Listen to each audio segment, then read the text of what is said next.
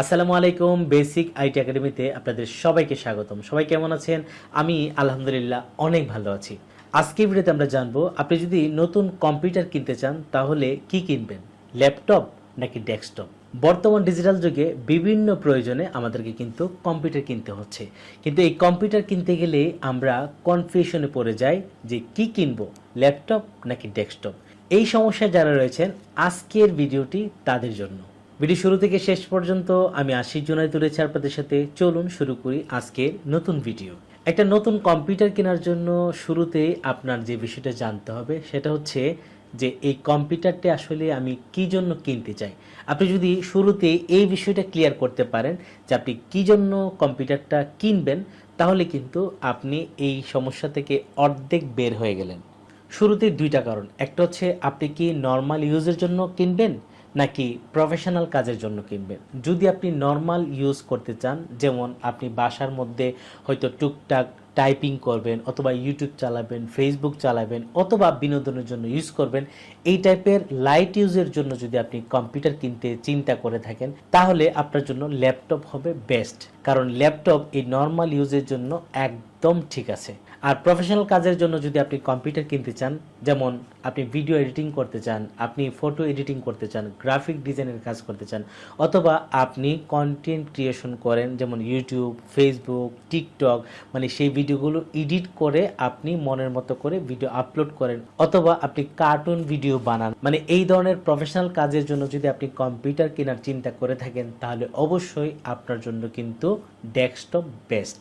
তো আমরা কিন্তু প্রথম যে কারণটা সেটার একটা রেজাল্ট মোটামুটি পেয়ে গেলাম। যদি আপনি নর্মাল ইউজার হন, যে আপনি যদি নর্মাল কিছু কাজের জন্য কম্পিউটার কিনতে চান তাহলে আপনার জন্য ল্যাপটপ হবে বেস্ট, আর যদি প্রফেশনাল কাজের জন্য কম্পিউটার কিনতে চান তাহলে আপনার জন্য ডেস্কটপ হবে বেস্ট।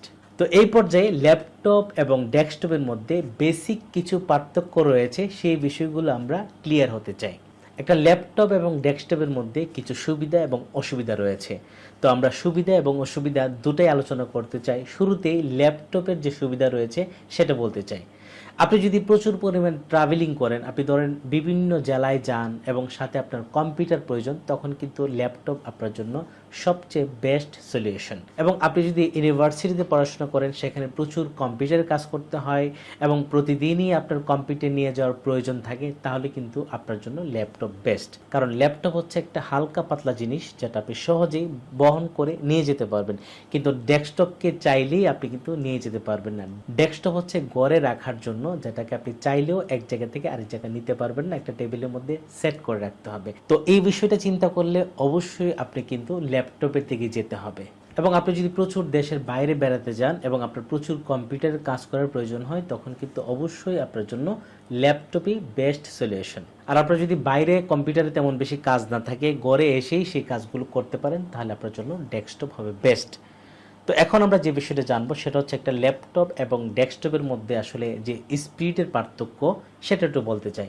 একটা ল্যাপটপ এবং ডেস্কটপ আপনি যদি একই প্রাইসে একটা ল্যাপটপ কিনেন, ধরেন আপনি 50,000 টাকা দিয়ে একটা ল্যাপটপ কিনলেন এবং সেম দামে 50,000 টাকা দিয়ে আপনি একটা ডেস্কটপ কিনলেন, সেটা চালাতে গিয়ে ল্যাপটপ এবং ডেস্কটপের মধ্যে যে স্পিডের পার্থক্য হবে সেটা প্রায় দ্বিগুণ পার্থক্য। তো ল্যাপটপ এবং ডেস্কটপের স্পিডটা বোঝানোর জন্য আমি সহজ একটা এক্সাম্পল দিচ্ছি। ধরেন আপনি 1 মিনিটের একটা ভিডিও এডিট করবেন, আপনি এক পাশে ল্যাপটপ রাখলেন 50,000 টাকা দামের, আরেক পাশে একটা ডেস্কটপ রাখলেন। আপনার সেম ভিডিওটা ল্যাপটপেও এডিট করার জন্য দিলেন এবং ডেস্কটপে এডিট করার জন্য দিলেন। তো সেম ভিডিওটাই ল্যাপটপ এবং ডেস্কটপের মধ্যে এডিট করার পর রেন্ডারিং দিলেন একই সাথে। যদি 1 মিনিটের ভিডিওটা রেন্ডার হতে ল্যাপটপে লাগে 6 মিনিট, ঠিক সেম ভিডিওটাই ডেস্কটপে লাগবে 3 মিনিট, মানে অর্ধেক সময় আপনার কম লাগবে।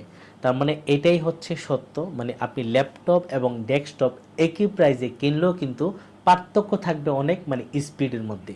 তো ল্যাপটপ এবং ডেস্কটপের মধ্যে এখন যে বিষয়টা বলবো সেটা হচ্ছে ব্যাটারি ব্যাকআপ। বাংলাদেশে কিন্তু প্রচুর পরিমাণে লোডশেডিং রয়েছে। আপনি যদি গ্রামগঞ্জে থাকেন তাহলে তো আর কথাই নেই, আরও বেশি লোডশেডিং।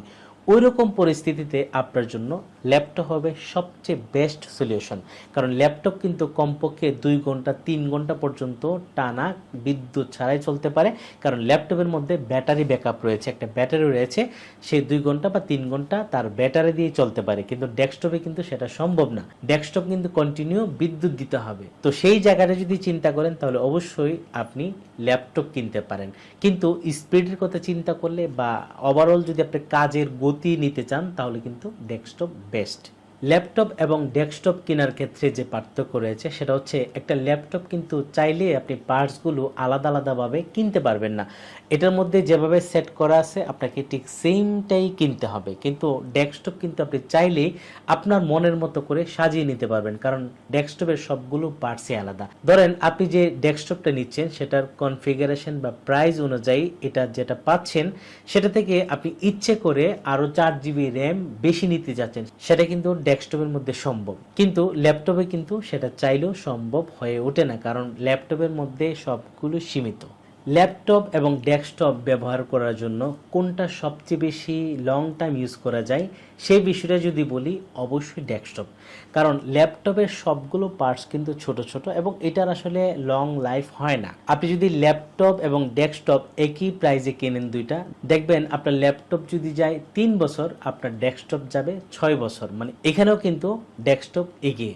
ল্যাপটপ এবং ডেস্কটপের মধ্যে আরেকটা পার্থক্য যেটা রয়েছে সেটা হচ্ছে আপনি কিন্তু চাইলেই আপনার ডেস্কটপের মধ্যে যে কোনো সময় পরিবর্তন করতে পারেন, যে কোনো সময় আপডেট কোনো একটা পার্টস লাগিয়ে আপনার ডেস্কটপটাকে আরও বেশি স্পিড বাড়িয়ে নিতে পারেন। আর আপনি চাইলেও সব সময় আপনার মনের মতো করে আপনার ল্যাপটপকে আপডেট করতে পারবেন না, কারণ এটার সব কিছু হচ্ছে সীমিত এবং এটা হচ্ছে একের ভিতর সব অল্প পজিশনের মধ্যে সব কিছু দেওয়া, তাই চাইলেও সব কিছু এখানে চেঞ্জ করা যায় না। এটা হচ্ছে ফিক্সড করা। আর আপনার যে ডেস্কটপ সেটা কিন্তু ফিক্সড না, আপনি যখন ইচ্ছা যেভাবে ইচ্ছা এটার মধ্যে কিন্তু পরিবর্তন করে নিতে পারেন। তো ল্যাপটপ এবং ডেস্কটপের মধ্যে পছন্দের কথা যদি বলি তাহলে অবশ্যই ল্যাপটপ দেখতে অনেক সুন্দর, কারণ ল্যাপটপ অনেক স্লিম হয়, ল্যাপটপ বহনযোগ্য, ল্যাপটপ আপনি সাথে নিয়ে ঘুরতে পারেন, ল্যাপটপ আপনার বিছানায় এনে ব্যবহার করতে পারেন। এই সবগুলো দিক চিন্তা করলে, মানে লাইট ইউজের কথা চিন্তা করলে কিন্তু ল্যাপটপকে আমি এগিয়ে রাখবো। আর যদি আপনি বাড়ি কাজ করেন, আপনি আপনার প্রফেশনাল কাজের জন্য চিন্তা করেন, তাহলে কিন্তু অবশ্যই ডেস্কটপটাই আপনার জন্য বেস্ট হবে। একটা ল্যাপটপ এবং ডেস্কটপের প্রাইসের বিষয়ে যদি আসি তাহলে অবশ্যই ডেস্কটপ থেকে ল্যাপটপের প্রাইস কিন্তু অনেক বেশি। আপনি যদি 50,000 টাকা দিয়ে একটা ল্যাপটপ কিনেন, এর চেয়ে অনেক বেশি স্পিডওয়ালা একটা ডেস্কটপ কিন্তু সেম প্রাইসে আপনি কিনতে পারবেন।